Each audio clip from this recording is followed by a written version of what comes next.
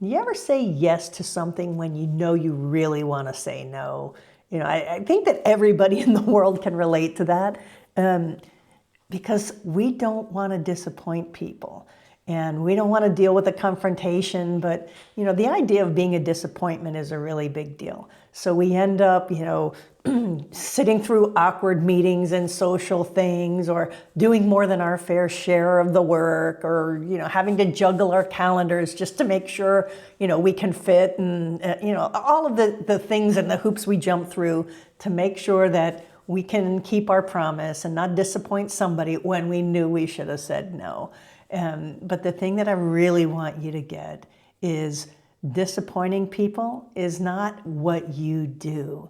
Disappointing people is them expecting something they have no right to expect. And it's okay for people to not get what they want. Like you're allowed to want anything. There's nothing wrong with wanting. Wanting me to be responsible for making sure you get what you want, that's where I draw the line. For me, that's a major boundary issue.